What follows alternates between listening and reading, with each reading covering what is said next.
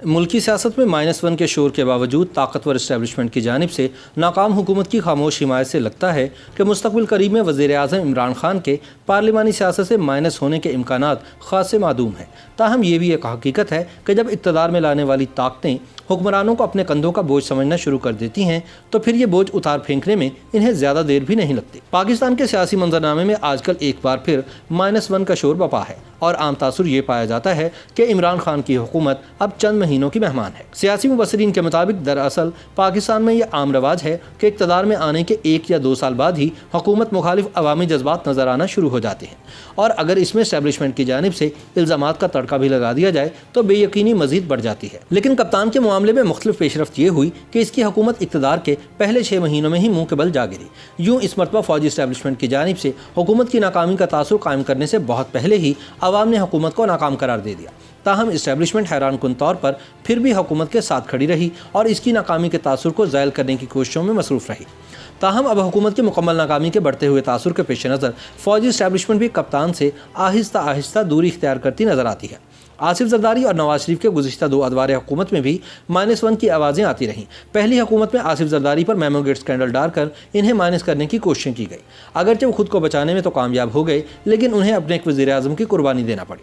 इसी गेम में नवाज शरीफ ने फ़ौज का साथ दिया और काला कोट पहनकर तब के ISI चीफ अहमद शुजा पाशा के साथ मेमो गेट केस में पटिशनर बनकर सुप्रीम कोर्ट चले गए। अगले इंतखाबात में नवाज शरीफ को दोबारा इक़्तिदार भी मिल गया लेकिन ज़्यादा देर पर साबित ना हुआ और वो अपनी मर्जी से फैसले करने की पादाश में पार्लियामेंट से ताहयात नाअहल करवा दिए गए। यूँ ये ख्याल किया गया कि वो हतमी तौर पर सियासत से भी माइनस हो गए हैं। ताहम पिक्चर अभी बाकी है और कप्तान हुकूमत की नाकामी के बाद अब इस्टेब्लिशमेंट को एक बार फिर शरीफ खानदान से उम्मीद दिखाई देती है। इसलिए कहा जा रहा है कि मियां शहबाज शरीफ अगले डारखार साबित हो सकते हैं। चुनाचे तजियाकारों का मानना है कि इस बार भी मुल्की सियासी मंजरनामे पर कुछ नया नहीं हो रहा। हुकूमत को इक़्तिदार में आए 2 बरस गुजर गए लेकिन इसकी नाकामी की बातें तो 1 बरस पहले ही शुरू हो चुकी थी। ताहम इस्टेब्लिशमेंट के सहारे के बावजूद अब आला ईवानों में -1 की बातें होना शुरू हो गई हैं। अपोजिशन समझती है कि इमरान खान के माइनस होने के बाद जो भी इनकी जगह वज़ीर-ए-आज़म बनेगा वो इनसे तो बेहतर ही हुकूमत चलाएगा, क्योंकि जो शख्स उस्मान बुज़दार को एक बेहतरीन हुक्मरान समझता हो उसका हुक्मरानी का अपना मायार क्या होगा।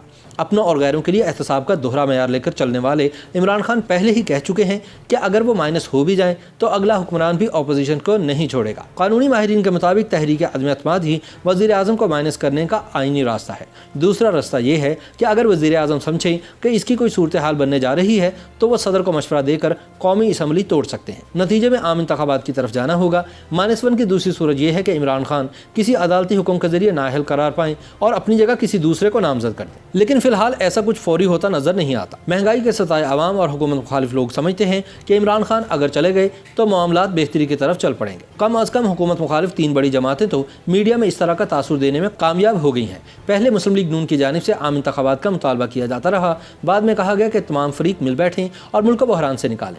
यानी इनका इशारा एक ऐसी हुकूमत की जानिब से था जिसमें तमाम जमातें शामिल हों, लेकिन वो इसका खुलकर इजहार नहीं करती।